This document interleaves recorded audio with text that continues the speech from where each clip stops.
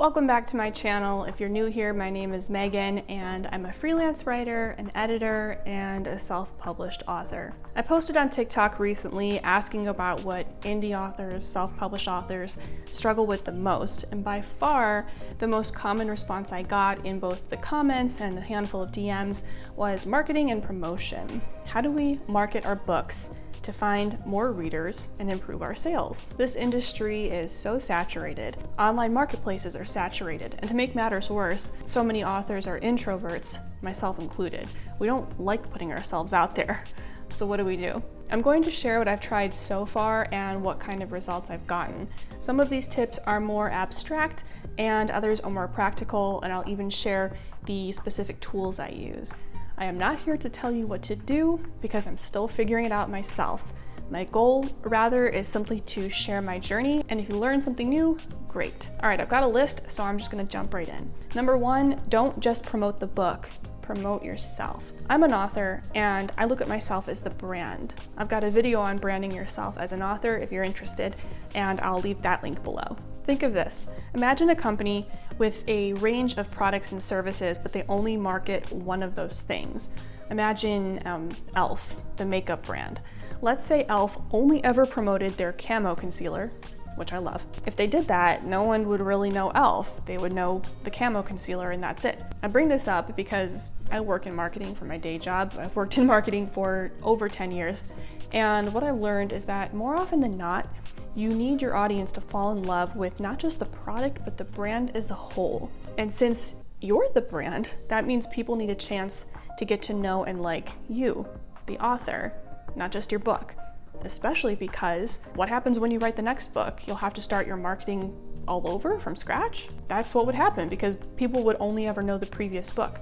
Instead, you want them to know you, love you, become obsessed with you, so that anytime you release something new, those raving fans are going to be like, she just released a new book, I gotta read it. Think of this as a positive because this approach gives you so many more opportunities to be creative.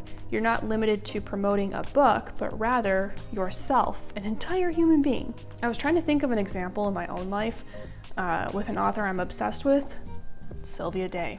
I don't care what the book is about. The instant Sylvia Day releases anything, done deal, I'm buying it. This has helped me a lot because it's made it easy to find common ground with people. People engage with me online for a variety of reasons, not just my book, which is good because simply posting and saying, buy my book, it doesn't work anyway. So I share tips and tricks I've learned, I ask questions, I might share a controversial opinion, and this can work really well. Okay, let's keep going. Number two, promoting yourself doesn't necessarily mean showing your face. Hooray. This is a tough one for us. I think that by nature, so many authors are introverts. That's one of the reasons why we love sitting behind our computers, quietly, alone, writing. I love writing because I can do it alone. So how in the F are we supposed to put ourselves out there online on social media? I do a lot of videos like this where I'm talking to the camera, but I have a background in film production and acting, and also the only reason I'm comfortable with recording myself these days is because by this point I've recorded hundreds and hundreds of pieces of content all over social media. That just takes time and practice and consistency, but this is not your only option. Here are a few ideas for social media content that don't require you to show your face. You can do day in the life videos where you are recording what you're doing, not yourself, what you're doing. Maybe you're cooking or you're walking the dog. You can do voiceover videos. Use a stock video or a video you take yourself of anything. Nature, books, your journal, and record a voiceover that's maybe a quote from your book, or you're sharing a book you loved reading, or anything. Quote graphics. If you don't like taking pictures of yourself, you can design quote graphics pretty easily using a tool like Canva for free. Maybe you share quotes from your book. If you're comfortable being on camera, but you don't know what to say or how to talk, I see a lot of videos where it's someone reacting to someone else's audio. I see this a lot with audio clips of spicy books, and the person on camera is just reacting to it. But you can apply this to all sorts of scenarios. I like to play around with trending audio. This saves me time and energy because I have to come up with less on my own. On TikTok, you can also stitch and duet other creators' content. Number 3, test everything. Take your time, but test everything. I will die on this hill. At the end of the day, it doesn't matter what's working for other authors. You can't know what works for you until you try it. So you'll want to try to market your book and yourself on different platforms, YouTube, TikTok, Instagram, and so on, and in different formats. Instagram has static posts, carousels, reels, stories. YouTube has regular horizontal videos like this one, shorts, community posts. This is where a lot of us get hung up because it's like analysis paralysis. There are too many options, so we never end up taking any action. Just pick something and start there. That's all you can do. Maybe you start with one specific platform, like TikTok, and you try different formats, but only on TikTok. Or you start with one specific format, like short vertical videos, and you share those across Instagram, YouTube, and TikTok. Eventually, you will start to notice patterns emerging. You're going to learn that your audience is more receptive to this type of content versus that type, or they're more engaged on this platform versus that platform. Try everything, even the stuff you're convinced won't work, because sometimes, ironically, that ends up being what works best. Currently, I'm getting the most engagement from YouTube Shorts and TikTok videos, so I've backed off Instagram a little bit. In fact, I've had multiple Instagram accounts, and I've never seen good results. It's just super hard to get discovered. So my patience for Instagram was already wearing very thin when I started this account. I feel like on TikTok and YouTube, which don't get me wrong, they're still completely oversaturated, but I feel like I just have a much better chance there, and I've consistently gotten more traffic on those two platforms. I thought about deleting my Instagram account, but I think instead I will keep growing TikTok and YouTube, and ideally use those to send traffic to my Instagram. Someday, not right now. Number 4, give time for those patterns to emerge. I said this already, but it bears repeating real quick. Post, wait, and watch, and you will start seeing patterns, but you have to be patient. I used to do this in the past. I'd post one short on YouTube, it would tank, and I'd be like, well, clearly YouTube shorts don't work. For instance, my very first short on this channel got 53 views. It was a series of stock photos of books and libraries, and I put the word therapy over it because for me, reading is a form of therapy.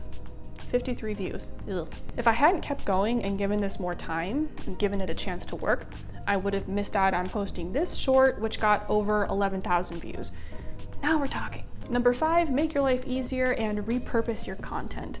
Maybe you've heard this, or maybe not, I don't know. But when you post on TikTok, if you download that video, it'll have a watermark on it. It'll say TikTok.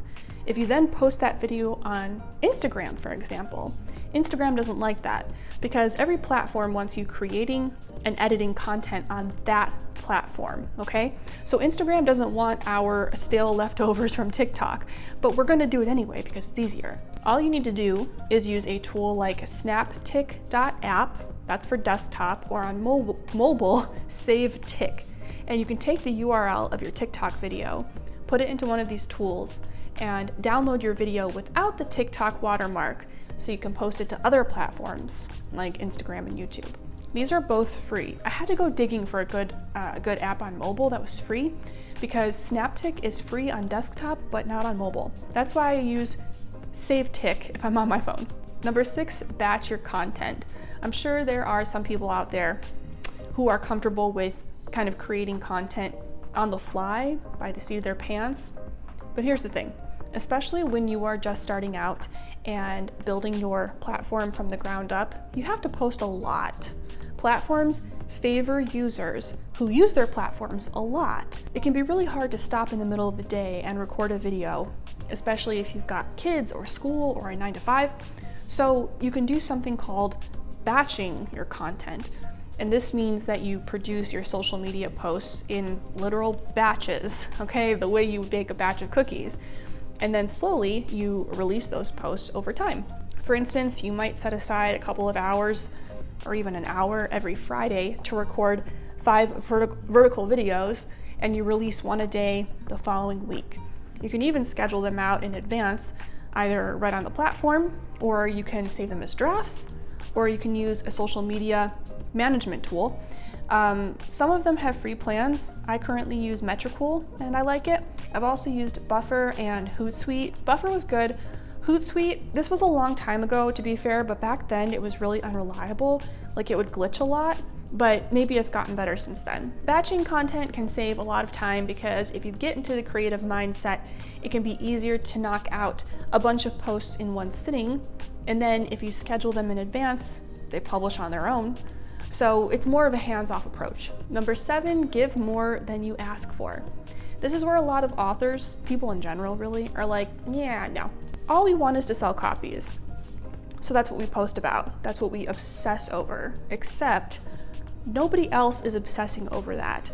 They don't care how many books we sell. So if you're only posting about your book and asking for the sale, you're going to hear crickets. Not only do you need to post a variety of content, but you have to engage with others on their content. And don't drop a one-word comment on someone's video and be like, there, I did it, I'm done. Be thoughtful, be mindful, be intentional. They're trying to grow their platform too. So really engage with them. What you give, you receive tenfold. Give with no ulterior motive. This is like magic because you will be rewarded for it. As you engage with other authors online or readers, that platform's algorithms are going to learn more about what type of creator you are, and the platform is going to show your content to more of the people you care about. It's a win-win. All right, I feel like this video is probably getting pretty long, so I'm going to stop here. But if you found this helpful, be sure to give me a thumbs up, but also drop a comment and let me know so I have a better idea of what type of content to create for you. Love ya!